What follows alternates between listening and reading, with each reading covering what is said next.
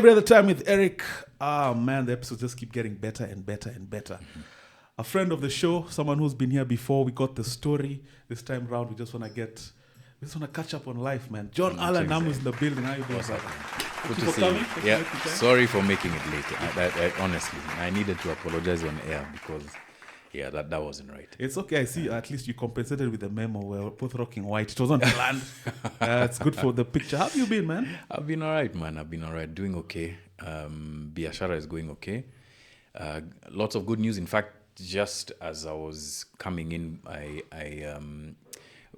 had known, but now they've made the announcement. We've won the Trace International Prize for Investigative Reporting. Wow. It's the second time that we've done this. Congratulations, man. Yeah, for the story we did on fertilizer last year. So it's the second award that it's got, and it's getting good recognition. So I'm really happy for the team. Actually, the last time you were here, you were hot on the heels of the people who you had kind of exposed. Yeah. Now everything was outside in the public, and it was a hot time for you. And people have since changed tune. The guys were saying, no, we're under pressure from above to do those things. Do you know bullshit? But how interesting from where you sit, because you've been in the investigative space for the longest time, and you've been watching Kenyan politics. Yeah. From just 8 months ago and now, the arena is so different. Completely. And the musical chairs is becoming literal at this point. So guys were together, just calling out these other guys. Now it's literally they've reshuffled. How does that make you feel about the future and what Kenya is doing politically? Is that normal, or are we in a weird... So if you look at our political cycles in the past, this always happens, at some degree, right?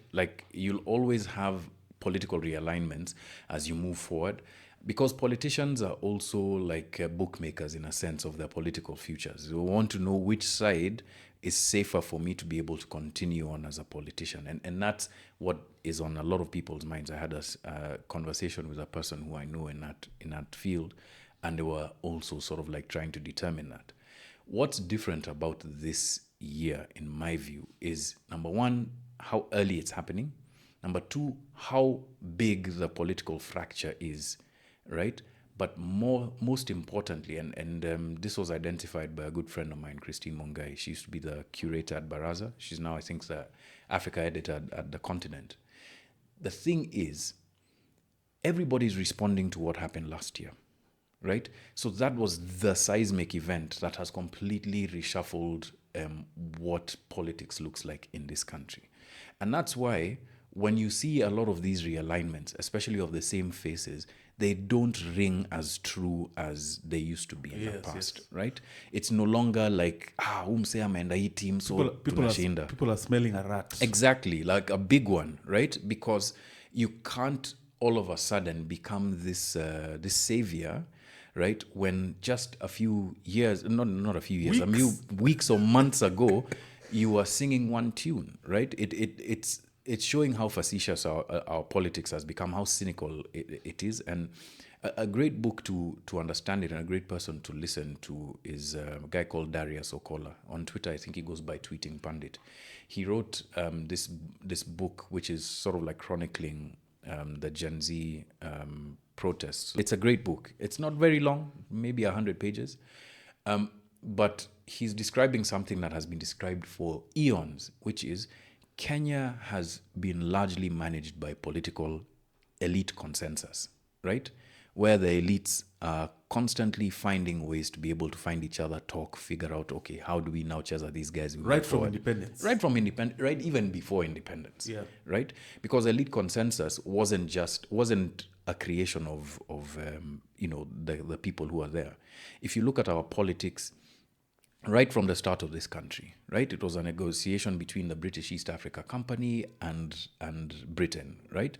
And when Britain now declared this a protectorate, it was a negotiation between Britain and the settlers. Then it's a negotiation between the settlers and the people who eventually take over. And the wheels kept spinning round and round. And that formula has worked for them for a long time. But why is it not working now is the question. Which brings me to ask, because in as much as Kenyans have become more conscious and enlightened in terms of seeing what you call facetiousness around these alignments, I keep asking myself, because that consensus to me is also these guys being in bed together, like on opposing sides, but we're the same team, kind of. Kabisa. So how in bed are they? Is it as crazy as behind the scenes? Like, we know you guys are opposition, we know the game. Nowadays, it's actually beneficial to also be like in opposition because there's a monetary thing attached. We see broad-based government, which is so amorphous. We're seeing faces who are like stark opposition now in government, talking about the president with such positivity. So how in bed are they even before the fact? Like, in these alignments that are being purported towards 2027, how in bed are the opposing teams? That's something I really mull over a lot of the times. So imagine it this way. Think of them as football teams, right? So there might be football teams that have rabid sort of like rivalry, right? But at the end of the day, wanasalimiana, wanaenda, and when they train the same things, the tactics are the same. Politics, at least in Kenya, is similar, right? So the political upbringing, the political training, the political culture across the divide is the same, right? And let's not forget that these people, especially those who are at the top, at the apex of our politics, are political cousins, as Linjiro liked to put it. At one point or another, they have worked together. And then the other thing is to remember the adage, politics is about interests, right? And the interests of the elite are to do what? To keep being the elite, to maintain that sense of yes, caring for the public, but in actual sense, to be able to retain power, retain access. Put it crudely, money as well. Money is just a part of it, right? You see, money, think of Mike Sonko as an example. Yeah. Sonko, wherever he got his money, he has chums. And clearly still surviving that money. And he's still surviving with those chums, right? Wherever he got it, But is he part of the political conversation today, right? I'd say yes and no.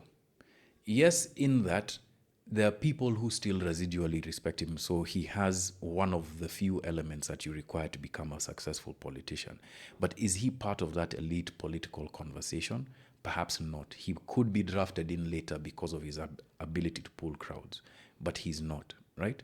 So, but who are the people who are wielders of that influence? So influence is also a very important thing. I'd say also the monopoly of violence is an important thing in terms of being able to retain some sort of elite positioning. And monopoly of violence is not restricted. When you think about the main politicians that have existed, monopoly of violence usually is used to describe people having the machinations of the state. Of the state, yes. But what about, you have guys like the ODM guy who literally can cause chaos. Exactly. Without the machinations of government. Yeah. Like, he has a monopoly on a certain group of... At a certain level, right? There's no underestimating Raila Odinga in terms of his ability to pull a crowd, and a crowd that could very well go to war for him, right? Like they can fight for him, and they have fought for him. But you see this everywhere. Look at what happened with Natembea when they tried to arrest him. Oh, yeah. Right? Oh, yeah. Sio ati kwa mapenzi yao pia, but he controls a specific amount of money, possibly because of the influence that he commands. But it's become almost formulaic in this country that if you reach a certain level in politics, you need money, you need influence, you need possibly some levers or access to levers of the state, and you need a certain level of access to violence, right? And this is why I think last year was such an important moment, right? It was so important because the one thing that I think politicians did not account for was that a large majority of people would be on the streets, not inherently violent, meaning that they could pull a lot more people who are peaceful in nature but disagree with what's happening to their side, right? And making a political point that spoke to moral clarity in this country. Yes. So almost like a rebooting of Kenya's soul.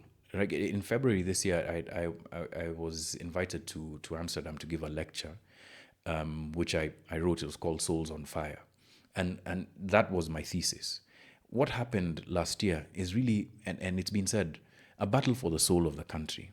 Now, it's been very difficult to find people who are champions for that because a lot of them have been killed, compromised, or silenced. Scared also. Yeah, like look at someone like the late Ngugi wa Thiong'o, the griot who spoke to the very like brutal and visceral nature of our politics way before we even saw what's been happening today, right? If you read Devil on a Cross, as an example, this is my favorite book from Ngugi. He describes the Kenyan situation to a T, where tribalism, money, violence is used only for the sustenance of the guy at the top. And that is what is essentially elite consensus is. Yeah. Wow. I don't know why I get the sense. I love what you say about it was a moment for the fight of the soul of the nation. Yeah. And I feel like as time progressed, months passed, many months passed, the momentum seems to still be there. But now as we build up towards, I was even telling you off camera, as we build up towards the anniversary of 25th, why does it seem like there's a lull in terms of, I don't know if it's a fatigue or a lull, in terms of, because I would have thought that the anniversary would be a ticking time bomb because nothing has changed. In fact, things have gotten worse. And almost to a point where it's like in your face, don't forget we can shikana and just continue to control this thing. Yeah. That's why we've seen opposition join government. We don't even know what opposition is anymore. The formations that are being purported towards the next election, I'm like, nah, we've seen these faces for 35 years. Why does it feel like towards this anniversary, Kenya seems to be in a lull state in terms of protest against this thing? So I understand why you'd feel that way, because the impression that's being created is that we now have a finance bill that's conciliatory. You know, no taxes on bread, right? No taxes on the things that that affect me. But read between the lines in the finance bill, and in fact we had Ramanyang on our podcast this week, and he puts it really clearly. We are continuing down the same path that we have been, where we have decimated local business and we are taking money out of the economy to hold it because of the position and the pressure that the government is under with regard to our debt. We are not doing the things that we said that we would do, especially like William Ruto at the beginning of his presidency, in terms of dealing with waste and corruption. So you're borrowing these amounts of money and then they're still being pilfered. Yeah, being pilfered or being spent on completely wasteful projects like remodeling, yet again, the deputy president's office. Like, how many times is that office going to be? Like, when Kalonzo was deputy president, that thing was remodeled, right? I had the guy who did for me this wallpaper. He's a very nice guy. He told me he's worked a lot in these government offices. And he says, it reached a point, it was like a 3-month thing. And your job is just come and change a few things here. Yeah. And something is quoted. It's just a system that operates like that. The remodeling of State House, for example. Yeah. May I find it worrying in that? Would you remodel your home if you're about to leave? Not even that. You're remodeling your home when there are debtors outside. Like, are you serious? Actually, I've never looked at it. Like, are you serious? Like there's a guy who you owe chums and you're there, nitakulipa. Watch, I finish painting my house. It doesn't make sense. But the point that you are making is that there's no momentum. So I would argue differently. There might seem like there's no momentum because the tactics that have been used to silence dissent are very clear. Abductions, arrests on trumped-up charges, Rose Njeri being an example, the most recent example, and there have been many of those, right? An allegiance almost regionally in terms of how we deal with members of the public. A very sinister conversation that's happening in various levels about the management of social media. It's happened. I saw the director of the NIS talk about it on an international platform. I've seen, obviously, our top politicians talk about it. I saw Beatrice Elachi praying about it, right? So you can tell that there's a preparation of the ground for, let us manage this social media. It is social media that has misled our children. I feel like social media is the flashpoint for Kenyans because, and even people who would not necessarily go to the street because of an anti-government sentiment, if you restrict like me, let me just talk about me. Yeah. From my internet, bro, it will kosan. Like, Of course, and you're right to feel that way, because the internet, for all of its sins, and it's not a perfect place, by the way. Like Far there's- from. Yeah, there's a lot of stuff that goes on there that I don't agree with, right? But I would never switch it off, right? It when you starve a population of information, that's how rumors fester even more, because there's no opportunity for someone to come and counter all sorts of disinformation, misinformation with the truth. Even if in the race the truth is always hamstrung, at least it's in the race. But you try and start to manage and to... What's their idea of restriction? Because what does that look like in their eyes? I really wonder what it does look like, because you'll hear hardliners who are very, very rabidly like, let us jail these people, let us send a message. You hear moderates who are like, no, let's use the levers that we already have. Let's use the Computer and Cybercrimes Act. Let's use the Data Protection Office. Let's use the Communication Authority of Kenya, who you saw guys being asked, when you're registering for social media, you use your ID to be able to determine whether you're under 18. So if you look at what's happened in Australia with regard to protections around social media, it's very clear, it's very limited, right?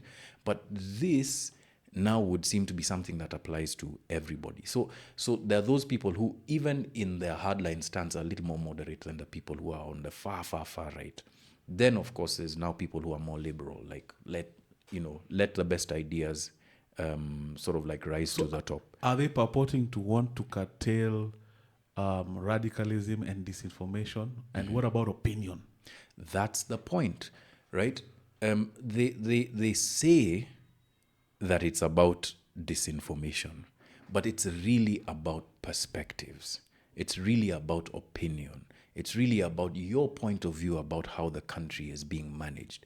And that's the beauty about the Kenyan society. We might be called messy by Tanzania and by Uganda and by everybody else, but it's our messiness that has allowed for us to ventilate quite a number of things that those countries are struggling with at this present And moment. shockingly so. Like I of course you heard what happened to activist Bonnie and Agatha, and from what I watched, even the press conference, I think even them as activists were shocked at the state of limited freedom in Tanzania. Yeah. It was shocking even to them. They're like, wait, you mean it's like this? Yeah. Lawyers are being told, To get out of here. we'll test your what's the uzalendo. Yeah, patriotism, By- right?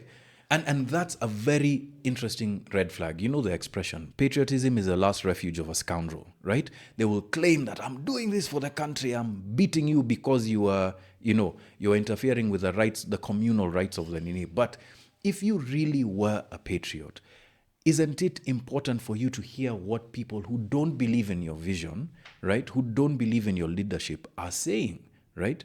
Yes, there might be people who have the point of view that Kenyans shouldn't interfere, etc., etc. But sisi ni jumuiya, right? The point about having an East Africa community is that eventually we're looking at having some sort of political federation. That's supposed to be on the cards. Yes. Meaning that all of us with our different experiences have to have some level of conversation about what's happening in one another's countries.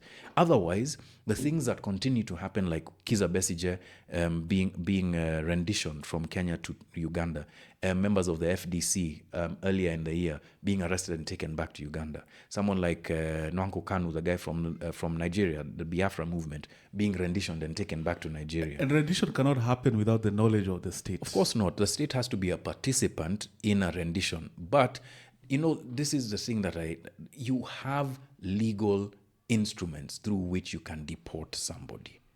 They're there, they exist. Yes. But what you see is that there's always this rush to do things more for convenience than for. And so you can never build up the legal teeth and experience to know how to use the law to be able to achieve the goals that you want. But I think more than that, it's the intention behind some of these things. I've had this argument made, and it's not my argument, but I've had it made where, and it's a devil's advocate approach to this whole autocratism that we're seeing, where they're like, it's a Lee Kuan Yew-esque kind of approach where our states are not mature enough to have the level of democracy that we have right now. We need to first reach a certain level of development. And it's argued by, look at some of the infrastructure in Tanzania comparatively to here. Case in point would be like an airport, and the things they're being able to do there, it's called their rail. Yeah. And they're saying that the maturity of where we've reached as East Africa requires that level of autocracy to first reach a certain level before we have this kind of democracy. I can see why people would argue that way, but these are people who look at infrastructure purely, like things like that, like buildings and things, as markers of development. Aren't they a bit, though? They are to the extent that they facilitate the freedom that you and I, require to be able to exist, and they're important. But my view is this: if your people view you as an impediment in some way, shape, or form to them being able to express themselves freely, to be able to discover the diversities, the various diversities that exist in their societies, eventually those same people will turn on you, right? And all of the things that you've built, all of the things that you say are helpful, will then just become edifices of a dictatorship that need to be torn down, right? And so any leadership that isn't in partnership with its people, right, that doesn't collaborate with its people in understanding or at least charting the way forward and allowing for the people to be able to have the kind of debate, even when the debate is difficult, when it's testy, when it feels you living thinking some type of way. Wouldn't you rather that happens than say that I have a nice airport, that I love this airport? North Korea, the roads are clean. The roads are clean, things are swept clean, etc. But people just don't feel free to use them. Yes. That for me is a thing. It is, again, another analogy, right? It is Sabbath for the people, not people for the Sabbath. Yeah. Right? You're doing something because the end is that you're materially improving people's welfare, people's life, etc. Right? We can exist without an airport, believe it or not. Right? My career would suffer. Oh yeah, yours would suffer. Yours would suffer. Yeah. But what I think we can't exist with is a blanket of dictatorship and suppression, right? Because actually I was reading about this with regard to the Soviet Union before Perestroika, that things had become so bad and politics was so suppressive that it led to this thing called the normalization, I think, of violence, or the normalization of mediocrity, where people knew the situation was so bad, but didn't know what alternatives that they could take. So they then just started to exist and sort of like live down to what their environment was. Do you feel Tanzania, the people are going through something, maybe not on the same scale? Mm-hmm. Because Tanzania was, I feel, I could be wrong, but was not always like this in terms of being passive about how you react to oppression. I feel like they had made quite a few strides.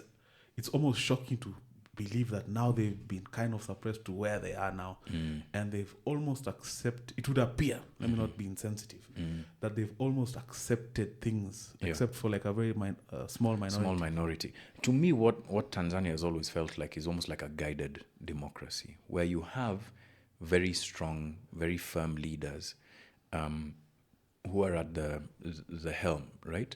But that they understand that there's a certain ideal that is represented by CCM as an example, or just by being part of Tanzania, where their interests, their points of view are not so parochial and paternalistic that they would completely exclude the people, right?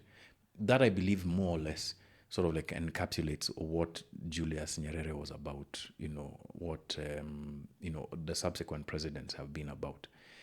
But something happened with Magufuli. I think, and I might be wrong, there was an impatience with how all of these developments that we want and we're seeing around the world are not happening. And it's because certain people, possibly in the previous regimes, were taking advantage of this very, very calm, very, okay, let's listen to our leaders know best kind of democracy, and had started taking advantage of it and started to corrupt the very nature of the Tanzanian state. And Magufuli perhaps wanted to correct that. But he went completely, too far. He went too far, right? And they are still sort of like recovering from that, or there's that shock of, that shock therapy is still something that they're dealing with. Look, I could be wrong. I'm not a Tanzanian, but this is just my reading of things. Ultimately, what I think Tanzanians will have to reckon with is the fact that your leaders don't always know what's best for you, right? And you have to start believing a little bit more the evidence of your own eyes about what's happening around you, and in your own way, in your own time, start to figure out, then what does democracy look like for me? Do you think they took him out? I know that's a very Hey. left field question, because I've interacted with a few times. Yeah. I used to teach, and Yeah. the common consensus was that yes, he was taken out. It was not COVID. You know what? I can never put it past those people to do something like that. Because yes, Magufuli was loved. He was loved. Let's not forget that. In as much as I don't agree with some of the things that he did, he was very well liked and very well loved. And he came and disrupted the status quo for the elitists. Completely. I'm sure they were like, nah, unachoma. Man. Exactly. And but I've come to, like, I love what you say about believe what you see with your eyes. You know, when a guy like Bukele came into power and people were lauding him, like, well, of course, because he cleaned up El Salvador, the gangs. But you're seeing what's happening now. Yo. He's turning into a strong man. Like, Yeah. in front of our very eyes. Exactly. And that has happened time immemorial. Like, all the signs were there. Like, you Like if he's going to create a state of emergency to clean up, fine, that's one thing. But then these laws that continue being passed to continue to clamp down on the state, and then turning to economic markers as being, but look, we are succeeding. Yes. It has its limits. It has its limits. And this is not to encourage criminality, right? But at a certain point in time, there has to be an opportunity for people to express themselves, and that's the challenge with people like Bukele. And I think there's another country in South America that's now starting to copy the same tactics, mass imprisonment, Yes. etc. That pendulum will swing back, and it could be disastrous for and people like history that. has taught us that. But switching gears, I want to touch on a hot button topic which has had almost the masses divided when it comes to activism. And what is activism? What is real activism? What is there activism for self-benefit? Can activism where you benefit as well? Because I am from the school of thought, maybe I'm a capitalist at heart, but if I'm fighting for people and I happen to benefit while I'm fighting truly for people, then so what? Should I be poor because I am pushing a narrative forward? And I bring this up because of the likes of Bonnie. Yeah. Time immemorial, people have said the people are divided about his legitimacy in terms of, is he being funded to push a Western interest? No, that's always the narrative. He seems to be a man of means, and we've seen his means improve over time. Yeah. But I mean, we clearly also see him sometimes putting his life on the line, culminating in what happened a week or so ago. So, what is this activism, and is it should one be poor because they're an activist? And are people making money off this? So I think where this comes from is, man, I'm full of adages today. He who calls a piper he who pays a piper calls a tune, right? That adage being applied to activists, journalists, even people like myself who have applied for grants to do the work that they do. And I think that it's not the right analogy, because it negates one very core principle which you've pointed at, I also have to live. I also have to eat. Now, it doesn't mean that I'm going to go and start living, plush, sort of like lifestyle, etc. But there's also, I think, something about the way you lead your life as a person who fights on behalf of people that people see as off-putting if you're also then now enjoying a comfortable lifestyle, Especially right? publicly. And publicly. But then to those people I ask, all right, foundationally, is what someone like Bonafes Mangi doing a net benefit to the country? Is his fight, very clearly pitched on behalf of the Kenyan people? My view, my opinion, and I'm biased because I know him. He's a friend of mine. We were contemporaries at KTN, etc. My view is that Bonnie's commitment to the country is unquestionable from my point of view, right? I think what people are arguing about is sort of like the making. How do I put this? I think what people are arguing about is the fact that you should present a certain way when you are doing things on behalf of the people. So what is that? Is that the imagery, like what, rastas and are looking torn up, or what? I think there's a certain way that people view what an activist should look like, right? That then now helps them sort of like form their worldview. But deeper than that, and I think it's facetious of me not to acknowledge that there have been attempts, and successful attempts many times, in various parts of Africa and around the world, to use activism to then seed dissent, right? To use foreign money to then seed violence, right? The countries we were talking about just now, El Salvador, etc., those countries, Cambodia, blah, blah, blah, those countries have experienced similar sort of like things, and we've seen it in Africa as well. So there's that legacy, there's that not a hangover, there's that experience that's very scarring for us. So it's very difficult for people to then now see, you're cool, your lifestyle is Who, all right. but who approaches who is the question, because like I said, I mean, optically, and to a layman, if you look at Bonnie's beginning from the time he was Beba Juju and he tried to interrupt Kibaki to now, that's a different guy even in terms of his finances.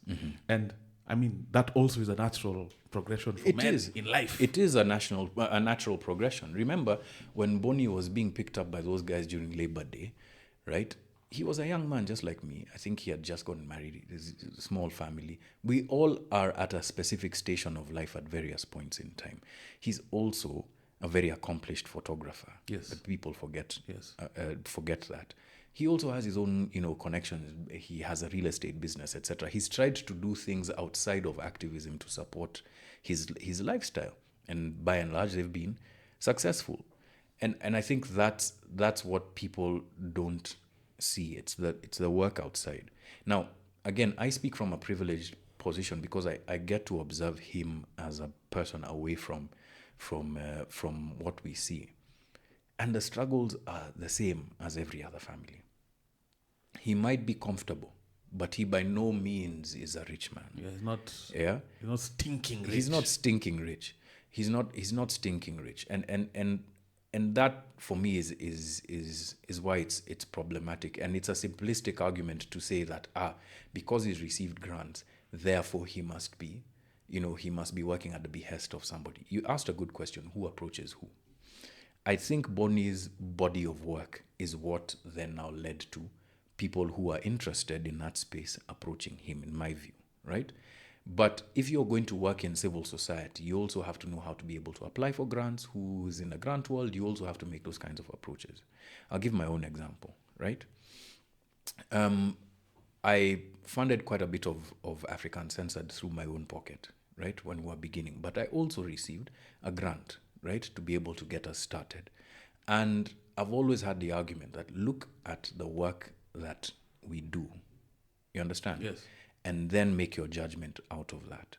we don't do work that represents a certain clarion call from different quarters around the world. I think that's the assumption a lot of people make is that if, and for you publicly put George Soros, the narrative around Soros, of course, is it's negative. It's he's a guy of kusumbua. Yeah. Some of his agendas are African, perhaps, and people always think that these things come with stipulations. Okay, we'll give you, however, you must do this. And I can tell you on, strike me dead, right? That I have never, ever been told, pursue a narrative like this, like that, like that. Never, ever, ever, ever. In my life as a person with an alternative media company, never, ever. I also have taken great care not to be used, right, for certain sort of like pursuits because I have certain beliefs. And I'll give you an example. There's a time that I was approached by, let's put it this way, a Western-oriented grant-making organization to produce some content around misinformation and disinformation that was in particular about Russia and China. And I asked why, and there's misinformation and disinformation coming from the West as well. And that conversation died, right? And I'm sure they're offering a nice bag. It was a pretty good bag. I mean, it's in the tens of thousands of dollars, right? And those are the conversations that people never hear about.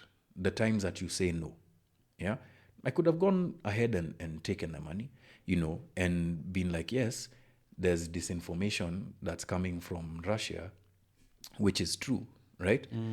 But then if I'm not telling the full story, scope, yes, then what am I doing? I'm being a willful idiot, right? And that's what and by extension, the organization that I co-founded and work for, have tried our best to do. And I believe, by and large, this is also what Boni represents. Because when you speak to him, he's a very free-thinking individual, right? I don't see him being the person who kowtows to Western interests, etc. But, there's people who have different opinions. And just going back to the conversation that we've been having, this is why democracy is important, so that you can actually talk about these kinds of...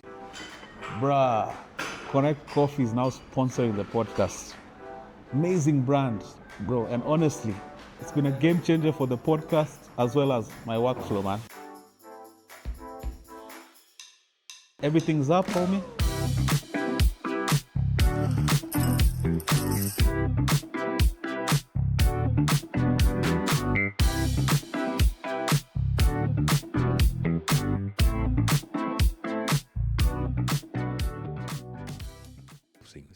What then becomes dangerous is that if that kind of narrative becomes a basis for arrest, for isolation, for those kinds of things. Yeah. There's again, I'm going to play devil's advocate because I'm really trying to understand the activism side of things. And you're not directly an activist, but you've played a role in some of the investigative journalism you've done.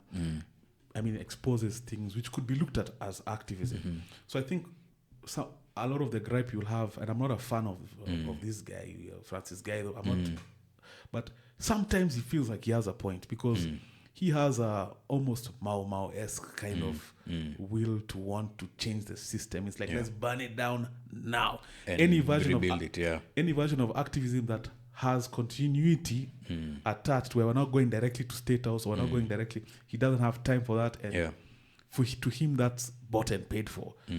But to some degree, he does have a point. If we want to actually change things, it has to be super dramatic. And 25th of last year showed us that to actually give these guys some chill in their spine, it has to be that dramatic. So sometimes, of course, I feel like he has a lot of vitriol, sometimes targeted to unnecessarily, but he does make a point sometimes.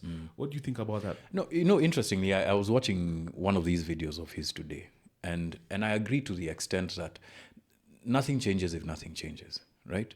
And I also expressed this on a previous podcast with a friend of mine called Leonard. When you look at some of the work that activists do, you need to think about it as a public good, right? But who pays for that person to go out and continue to do that, right? And what does impact look like if you're unable to survive when you go home, right? Is it how do I put this? Is it Should we all be is it vampires? exactly is it honorable to go and subsist in suffering simply because you're fighting for people's rights? Is there a way in which the kind of work, the kind of the kind of activism that we require can be supported and supported locally? And I said this as well. My objective, one of these days, is to build an organization that can stand on its own 2 feet and become a philanthropic organization that supports local activism. Because there's no local philanthropy. There's no local philanthropy that talks about governance and justice, etc. Right? Even shadowy, not shadowy, but anonymously. There are no people who. No, there are people, and this is starting. Actually, I shouldn't say there's no philanthropy, but the philanthropy there's no philanthropy that supports the ecosystem. The ecosystem exists. There are community justice centers, right, who are supported by the community. But you can see how easily how easy it is for them to be targeted and shut down because there's no like groundswell of support, and let's face it, sometimes money to pay for lawyers, to pay for hospital, to pay to put somebody in a safe place when shit gets thick. People forget that. Like all of those things have a cost, right? You can't just hide, Do you need liaison with, like, worst case scenario? I always sometimes wonder if my voice ever got too big. Do you need liaison with, like, embassies to be like, yo, in case of this, me, I'm pulling up, you guys get me out of here? Like, or how does it work? Because the guy we speak of, guy that just can put him on the screen temporarily, I think he's not around. I think he's somewhere hiding or in a safe kind of in a environment. safe place, yeah. Because, of course, he spoke very directly and was calling people by name. So how does a guy like that even maneuver to get out before the state catch you? So I don't know how he does it, but in the past, people have used, of course, their local networks, the trust that they've been able to build, etc., to be able to get out and then survive. I've spoken to people who are on the run right now for exposing things in county governments, and they were able to get as far away as, some capitals around the world. And the life that they're leading is tough. It's very tough. Hand to mouth. It is hand to mouth to an extent, right? So to answer your question, I'm uncomfortable with the idea that I'd need another embassy to be able to get me out, right? I'm uncomfortable with the idea that I have to depend on someone else's altruism, especially someone who's not my countryman, to be able to save me in those times, right? But if that is the ecosystem and if that is the tool that exists, of course, for my own safety and for the safety of my family, I would take it, right? Now, for people like Gaizo, I'd say that this is why you need local philanthropy. This is why you need people here who believe enough in what we are doing, who believe enough, and by we, I mean just like civil society generally, I don't mean myself, like who believe enough in that and what it does to protect Kenya's democracy to then fund it, right? Why, again, now just going back to June 25th, I think is an important and sort of like, sea change of a moment, is that for the first time in a long time, Kenyans were fundraising to help people who had gone out to fight on their own behalves. We usually, we fundraise when people are hungry, we fundraise for funerals, we fundraise for those kinds of things that are part of like almost our social contract with one another. But this was the first time that in my memory for some time that people went out and said, this cause is important, not because it benefits me or because I know the person. Bigger picture. It's a bigger picture, right? And guys even put, I had Dimbil, Dr. Dimbil Hussein here, young doctor, guys who had blood drives. So people used their personal ability for free, and they put their lives, because he told me he's never inhaled tear gas like that. Yeah. To the point where he feels he probably has some permanent damage. People were using, guys provided food. Yeah. People came together in a way that was unseen and unheard of, because I think they actually saw that time for change is now. Exactly. But a year down the line, and as 25th comes closer, do you see anything happening on the day, like in terms of... Perhaps not on the day. And this goes back to the point that I was going to make. I just became a bit long-winded, right? I think where I agree with Gaido's most recent video, I disagree with the whole Boni bashing, etc. But where I agree is that there are a lot of gains that have been made since June the 25th. Number one, it is the page marker that all of politics is responding to. That's a positive and a negative, because they are still struggling for a way to be able to rise to the kind of moral bar that was set. I firmly believe that, right? And that's a positive for the country. Number two, this kind of activism, and not just, let me not call it activism, let me call it active citizenship. The kind of active citizenship that we saw in large, swells last year still continues. Creation of a website to then understand the finance bill, like actual very serious appetite for understanding what the finance bill is saying, and responses, and you're seeing it on TikTok, you're seeing it everywhere. Perhaps not to the degree that we saw last year, right? But certainly that if you look at 2023 or the years before, much, much higher than that. And I think a very, very serious unction, like a very serious need for political change that feels like it rises to that occasion. Yes. And that's something that's a bit of a shared feeling across the country. You talk to people across the country and you ask them, are you happy with how things are going? Guys are like, no. What do you want? I want a leader they can describe the leader to a T. And this is at every level of every social strata. level, every level of social strata. And they can describe the person, they can describe the vision, they can describe it, and that's something that we haven't had before, right? Before it was, who was the most popular person? Yes. Who's the person who's likeliest? So that now we were almost like bookmakers, right?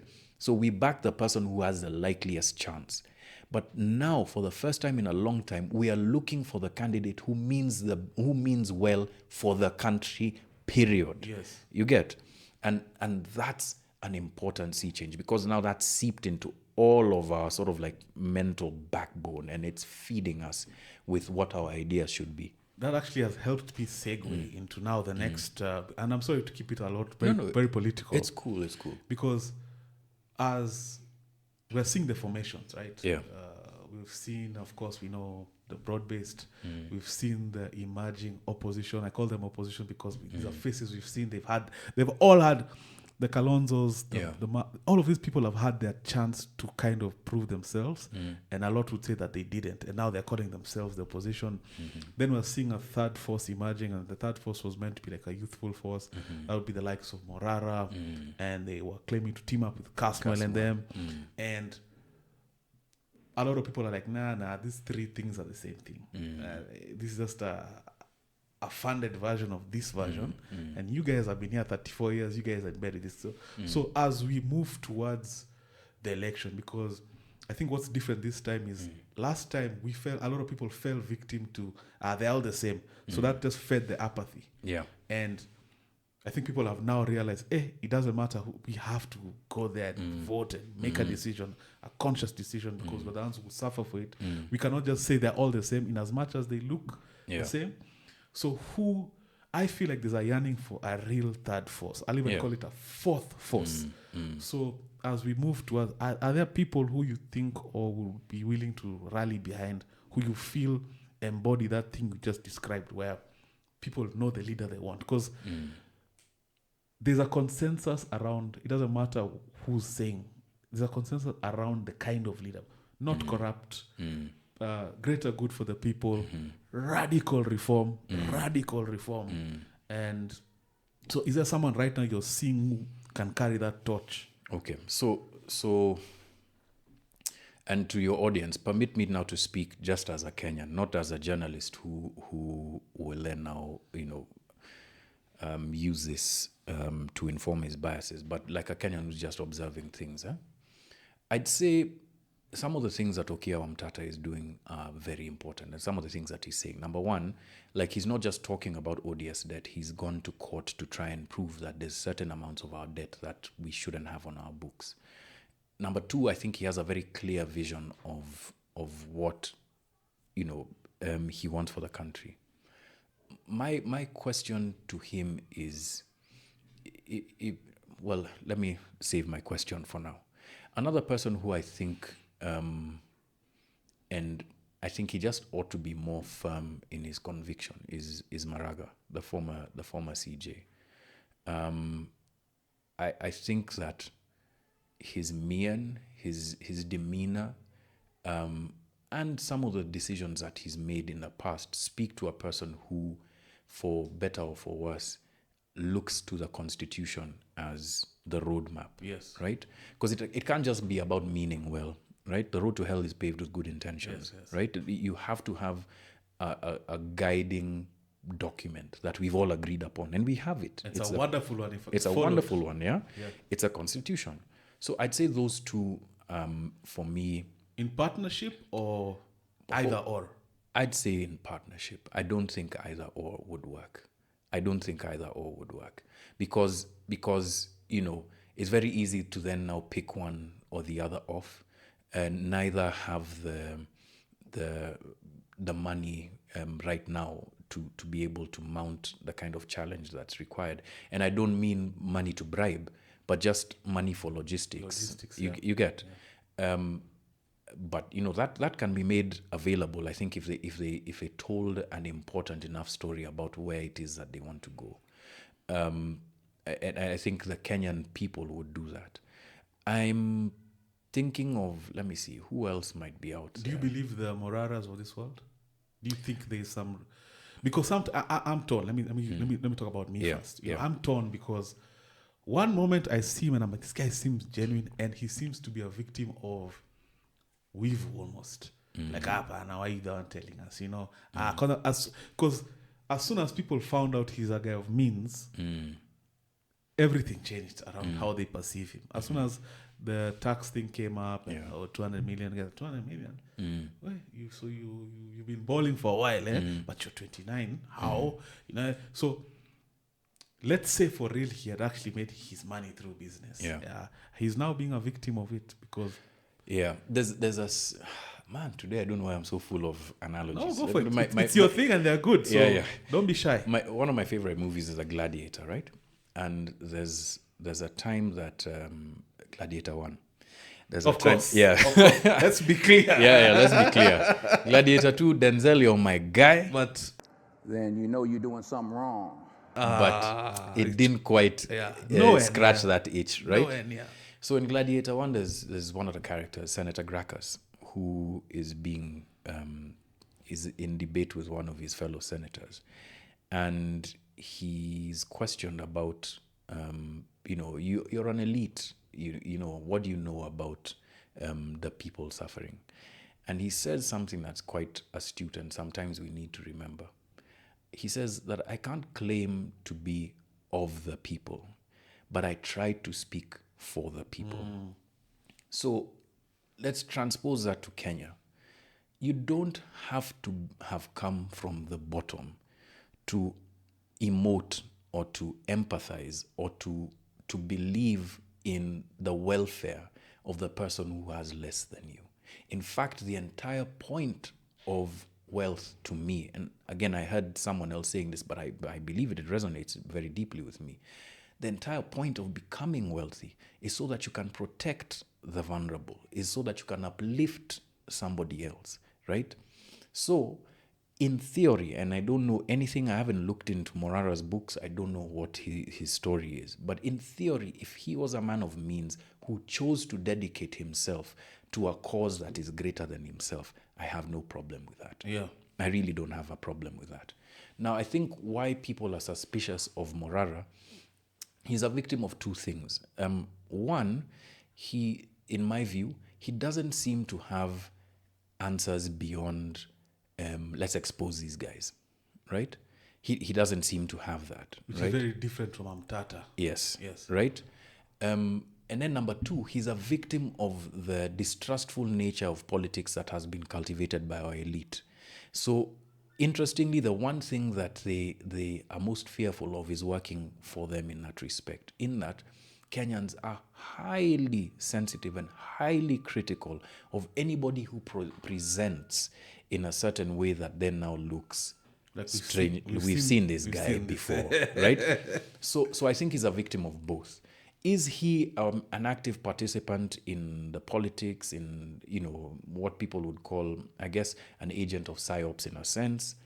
I don't know, and I wouldn't make that judgment of him because I don't know him. I haven't looked into his story, and so I can't give any useful opinions in that respect. So, but what I think, because even from bad stories sometimes, or from stories that we have issues with, there are certain lessons that you can pick.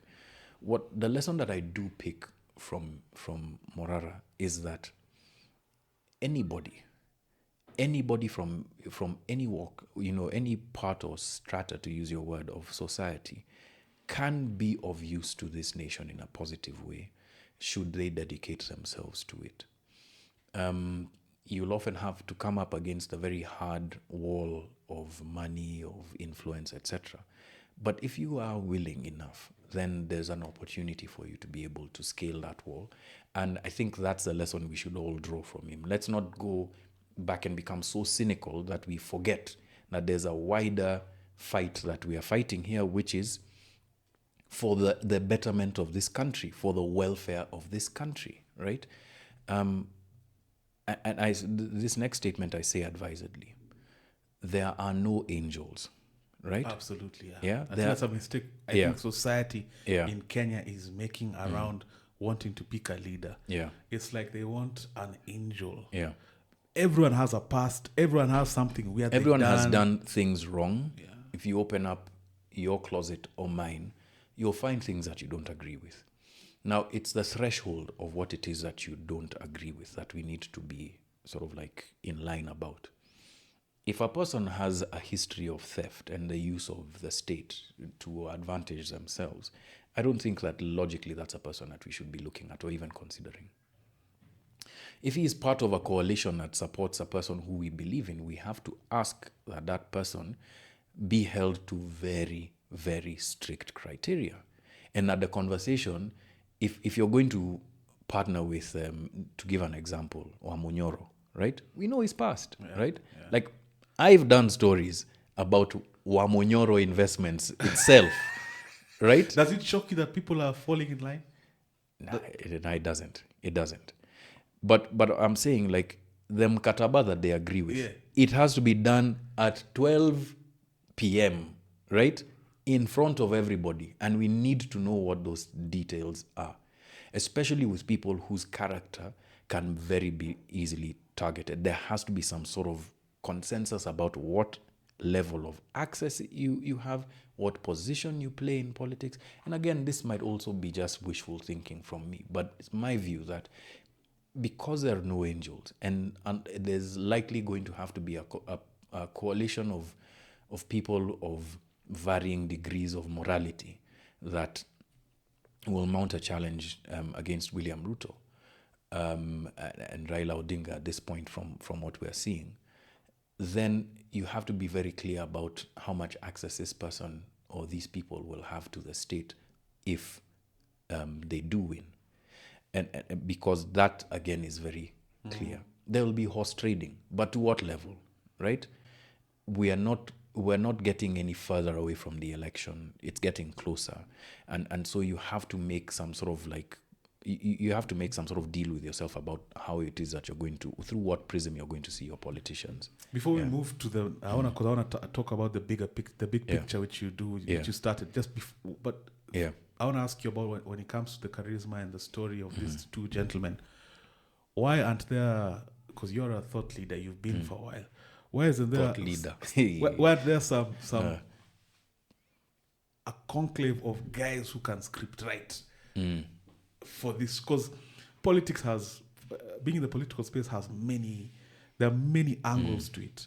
So why aren't guys training and posturing these guys a certain way so that if they do make it to the ballot, they are palpable across the board? And I feel that can be done through creative, almost script writing, character building around the real character. I think that's already happening, because if you think about Maraga or Mtata as an example, right? A lot of the posters, a lot of the conversation is not even being driven by them. It's being driven by people who are doing fan art essentially about what that ticket might look like, right? So the infrastructure exists. What I think is missing is just them sensing the moment and being deliberate about it. Now that's on them. You understand? It has to be a meeting of the minds between the two of them to then now come and say, look, actually, you know what? We're going to do this thing together. We're going to stand up and we're going to do this thing. We'll give us our best shot. You guys give us your best ideas. And let's come together and do this thing. Do you think they will have any hindrances towards getting to the ballot in terms of political machinations being used? We've seen corruption cases, Kerry, scandal. So apart from the money they would require for logistics, the charisma, and this is my last question around this, do you think, what other challenges do you think they will face in terms of just making to the ballot unscathed? If there are credible challenge, every possible hindrance will be thrown in there. Nursery grades. Every possible. You'll hear things about ex-girlfriends and ex-wives and things that went wrong and that sort of thing. Anything to be smudged. Remember Mukisa Kitui? Man. Yo. But and that takedown and that fast. But that takedown was terrible. But he, he blundered. I would have gone the Trump-esque way. Yeah, lean into it. Yeah, I'm a man. I have needs. I blundered, and I was caught literally pants down. Well, true. So what? Yeah, well, true. I mean, look, okay, I'm not fine. There's ownership of the mistakes that you make. But that takedown was quick, man. That takedown was really messed up. But I think there's a difference between being accountable and sort of like broadcasting. Ilifanyika, you get. There's in our context, at least in the African where we are, yes. It would have been a very easy thing for him to do, especially as an African man. Stand with your wife by your side and say, look, man, I mean, not even stand with your wife. You just get your bloggers and come and say, "Oh my guy, this guy's, I'm a dude," right? It would have been a very easy thing for him to do. But he kind of cowed. Because I think he recognizes that what that moment required was accountability, right? And maybe he wasn't ready to, or whatever happened at that point of time is so twisted or perhaps even a setup, right? Like that it would have been very difficult to talk about without it having some sort of blowback. I don't know. But I think, in my view, what would have been the thing to do there was, yes, come out and be accountable for your actions. Yes, tell people to recognize that nobody's perfect, but that this is not the standard that I hold to myself to every day. Like, we all make mistakes. But you have to prove that this indeed was a mistake. As a public figure, because I'm not a public figure yet, but I have You're a public figure, my guy. I have some level of notoriety. Yeah. But sometimes, so I wonder, and you have to move with consciousness all the time. Like, I can't have scandal. Like, you feel like you can't have scandal. True, because it can be very easily weaponized, right? And what people forget is that there's also an impact that it feels that it has on you, right? But let's talk about your journey into alcoholism as an example, right? That's a very trust me. Actually, today is my anniversary, 4 years. Wow. Yeah. Hey, man. Congrats, my guy. Congrats. Thank you. And just the recognition that, alcoholism is a disease, and it's something that you don't recover from sometimes on the first shot, and that you might go further down. Those kinds of conversations that are real and authentic about a story that you've learnt a lot from are the sort of things that people then now tend to be more forgiving of, because they see that, yes, there are a lot of people that you hurt, right? But this is a man on a road to redemption. Yeah. And a man who recognizes that perhaps I fell short of what I wanted to become, but my objective is still to get to where I want to be. Every saint has a past, being the analogy. And that's something that I think we ought to start to recognize a bit more. You can't, on the one hand, be smoking weed and doing molly on the weekend, and then turn around and be like, I want my leader to never have touched these things, or you understand? Yeah. You have to recognize that there's everybody is imperfect, and where it is allowed and you can see that there's a contrite sort of attempt to redress things, have grace, allow for grace. Yes. for people to make their mistakes and grow and learn from them. I always have, sometimes I have arguments with my younger brother. I'm like, I'm not a moralist. Like, I'm not, it's not black and white. I'm not, like you said, there's grace around people to change, grow, experience, improve. But you've entered this arena in a different light. Of course, you've been in media time immemorial, conventionally on TV. Everyone knows about your investigative journalism, but you started a podcast. How long has it been now? Well, okay, so we did. It's been long. It's just I didn't know the podcast game, and I don't think I paid enough attention to it. So we did it since slightly before the election 2022. But then, put it off for a while. And this time we're trying to be more deliberate about it. So I'd say our deliberate phase has been now this year from Jan thereabouts. Yeah. It's called The Big Picture. The Big Picture, yes. Why the name The Big Picture? Because I've always been of the view that sometimes it's more important to sort of like stand back and appreciate what the larger issue that we're talking about is, than focus on a minutiae. Right? Because sometimes when you get lost in the details, there'll always be these rabbit holes that you find yourself trying to fix, but you don't really appreciate what part of the game you're playing. Yes. Right? And for me, that's important, especially as Africans, right? You need to be able to step back. You need to be able to appreciate that, hey, there's certain things that are happening here. And, yeah. Do you enjoy the building? Because I always find, I spoke to Dr. Kingori, and he admittedly says he was 4 years late to the digital space, because I used to watch him on TV. I'm like, bro, this guy right now could be on YouTube, making his own money, doing his own thing.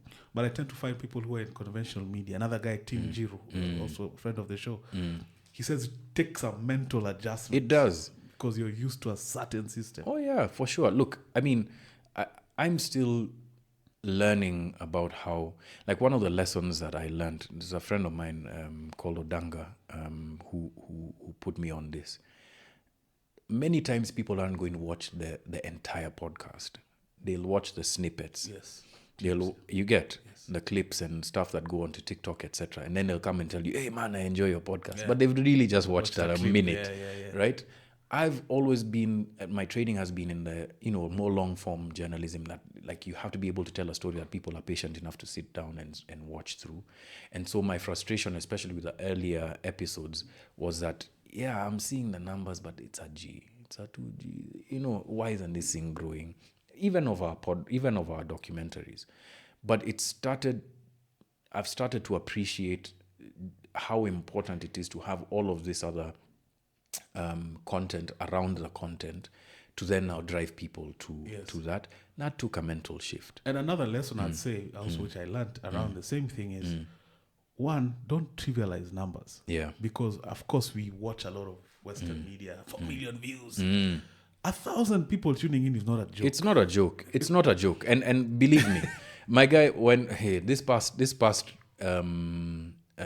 episode we were with Rama, because we were streaming on X, it had figured like something like 1,600 guys were in the studio, you know. Imagine. Yeah. I always contextualize because I was talking to someone who started a podcast not too long ago, and they're like, "No, I'm getting funded views."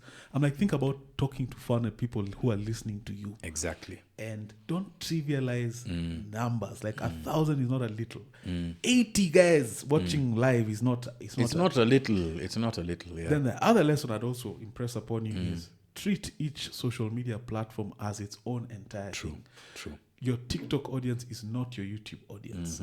Your Twitter audience is not your YouTube audience. YouTube Or your is Instagram audience. yes, Yeah. YouTube is the core for me. I look at YouTube as like the home base.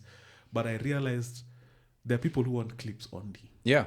And they enjoy that enough. There are people who want clips but more refined, less crass. Instagram is more for that. Yeah. TikTok is more whatever whatever. There are people flies. who want like a thread, and you put it on X. Yes. Or there are people who want, because like X feels a lot of times like a message board or a place where people discuss things with a more political or perhaps Yes. you know, that kind of lens. So even the content that goes over there is, you know, is stuff that, and interestingly, that kind of social media hygiene I learned from my own experience. Yeah. Like, you know, I think I told you this the last time. I was feeling a bit brash one day, and when my daughter asked me, "Hey, Dad, how many social media followers do you have?" I was like, "Yeah, I've got 1 million followers." And she's like, "On which platform?" "On Twitter." Twitter? You're still on Twitter. It's like, You're still, that's for old people. Like, that thing humbled the hell out of me. I was like, you know what? It's true. I haven't paid enough attention to everywhere else, and I can't just imagine that because I have a specific brand. Or people perceive me in a certain way, maybe as a newsman, maybe as a thought leader. I'm going to get a thought leader. Yeah, that I can then take for granted those kinds of things. But again, for me, my struggle is this: when you get onto social media as a consumer, I can start to doom scroll, you know. And that like really takes a lot of time and attention away from me. And it's sad for a 42-year-old man to admit that sometimes you just get lost in the sauce and you're just like, I call it a form. I've Mm. created a way where it's a form of recreation. On Wednesday night, Yeah. I'm off. I'll doom scroll. I'll do Scrum, yeah. For like 2 hours. I'll just I'm going to whatever rabbit hole. Yeah. Provided it never is at like now against, maybe I'm not doing a pod because I'm scrolling. I'm not Yeah, at yeah. work. Yeah. But it's a form of recreation. So for me, what I had to do is I had to install an app that, well, you can do it on your phone, but I just out to be more deliberate and to be honest, it's my wife who noticed this more than I did initially. But I then downloaded an app that limits the amount of times that I can be on social media, just so that I can be aware. Like, I have 15 times that I'm going to be on a platform in a day. I need to make use of it. And so I'm a lot more deliberate about what time I spend and on who. And that's helped me sort of like create some sort of like hygiene around how I use social media. But it then also helped me understand how people generally use social media. I saw that there was some funny trends where people were road dogging flights. Road dogging flights is like you do a whole like 4-hour flight, no social, no phone, no headphones. Tiro dogging. My gosh. Or road dogging gym. Yeah. Like, I'm going to the gym after this. There's no chance I can go to the gym without my headphones, without YouTube, either podcast or music. Some sort of distraction. Do you go live? Do you have a... So for me, okay. So I used to. So there were times about so from 2020, I'd say from 2016 onwards, I started to become a bit more serious about going back to the gym. From 2021, 2022, from COVID, I started to become now more deliberate about that. But when I now started hitting gym properly, was around 2021. And there I'd go, like, there are days that, the headphones have died or whatever. Then I'll be like, you know what, actually, I enjoy this. Yeah. But then there are times you're just bored and you're like, okay, so this thing, the thing is hard. Hearing and you're yourself like, breathe. Yeah. So you need a distraction. You don't want to hear yourself grunting there. So then I'd put my headphones in. But it also helps me sort of like, as my son would say, lock in. right? And just like put on a playlist that just pumps you up, and Yes, you're like yes. da. And but now for the past like 1 year, I've been training with a trainer, and so I don't need the headphones because he's there, right? And he's just there in your ear, being like that guy. Like trainers can be assholes, and I'm sorry, Ginger. I'm not speaking badly like about you. Like he can be an asshole in the sense that like he'll push you to near death and exhaustion. On the brink. You're on the brink. You're dying there. You're panting like your lungs are about to come out, but then he makes you learn to enjoy the feeling that comes after. Yeah, so that's how I approach. And how was your? I want to ask you 2 questions as we land the plane. How was your? I saw you played a tournament, Sport Pesa. Yeah. It was Legends. Legends, yes. Yeah. How did your body respond to the Yo. aftermath of that? It's reason I ask, I saw you have like it looks like a grass. Oh, like this grass band over here. I've got one on my, but this is a small one. But if you look, like these scars, these older ones, are from like many years ago. But it's because of tackling and stuff like that. I went to physio this morning. My hip, the muscles that are still spasming. Like it's very different playing a competitive contact sport when you're older than when you're younger. Even the contact itself. My guy, the snapback when you're younger. Guys, don't like youth. The Anya is wasted on the young. I used to be able to play week on week, right? Or you're playing a 3-day tournament and you go, you swatch in the morning, you're fresh. Today, to go and play again. my guy, even a half.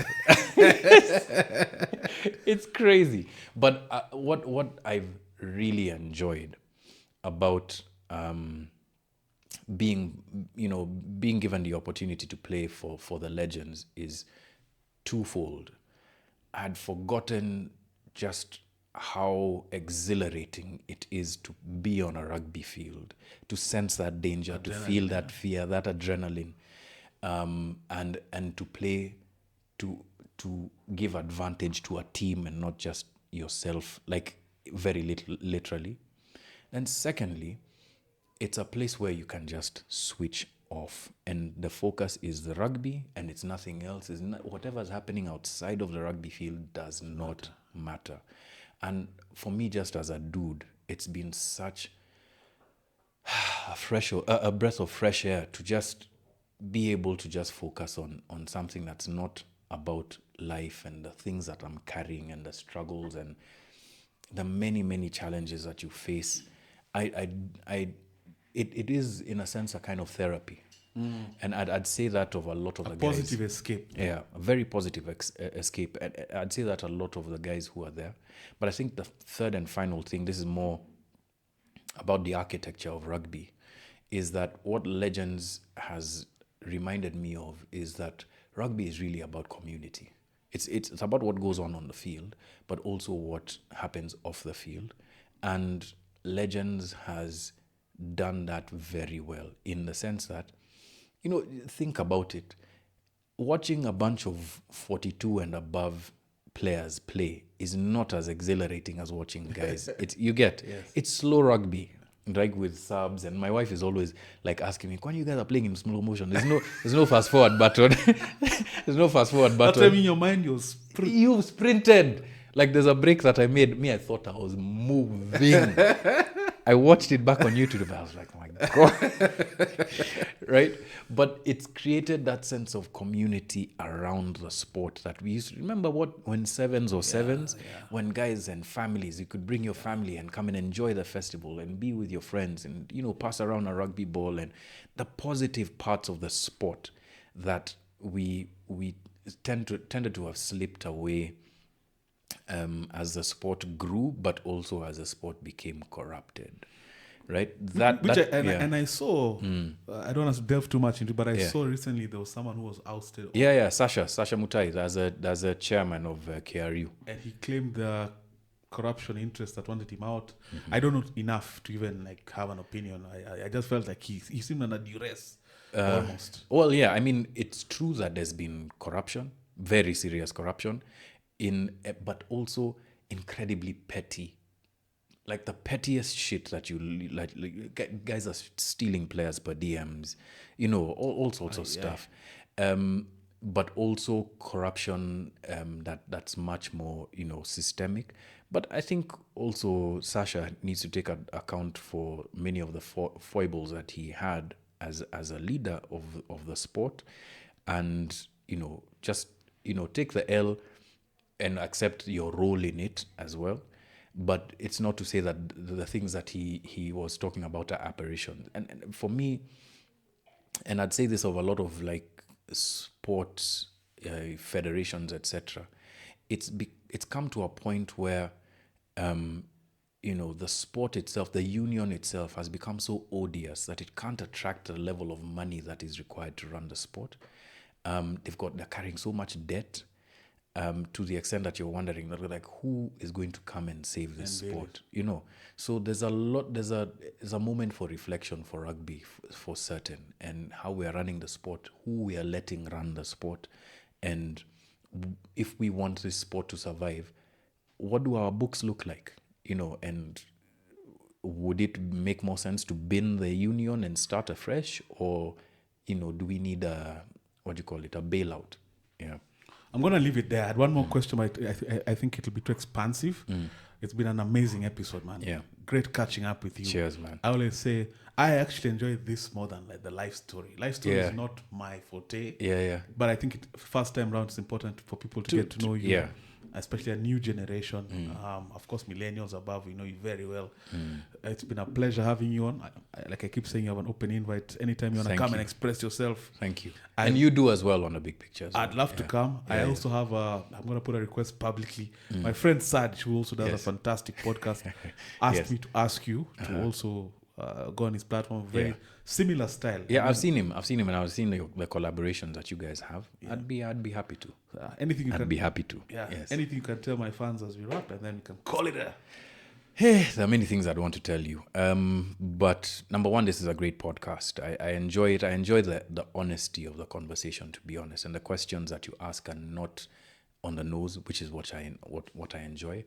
But generally speaking, about the moment that we're in as a country, and perhaps even as a continent, we need to remember that it's our job to either fulfill our destiny or to abandon it. That I think there's an expression to that effect, and we need to be brave enough to not just want more for our country, but to find ways to make that happen.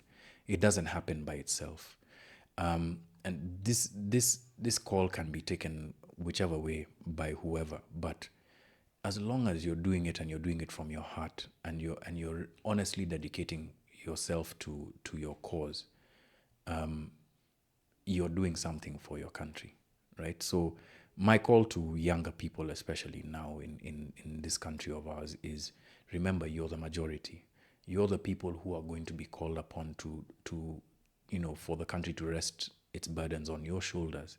So broaden your shoulders by actually doing the work of figuring out what a good country looks like, even from your neighborhood and what have you. And and let's do this thing together, right? And sorry, shameless plug. Oh, feel free. Africa Uncensored. Please support us. Please watch our content. Critique us where necessary. But hopefully we will always represent, which is our belief, that what we are doing is for the betterment of our country and our continent. Ladies and gentlemen, John-Allan Namu, thought leader, journalist extraordinaire, rugby player, retiree. It's been really a pleasure. Cheers, man. Thank you so much. Thank you very much. And congrats on 4 years, man. Thank you so 4 much. years of sobriety is not a joke. Thank you so much. Cheers, man. Every other time with Eric, John-Allan Namu, that's a wrap. If you haven't subscribed, please do. Thank you, man. Cheers, man. This was awesome. Awesome. This was really dope.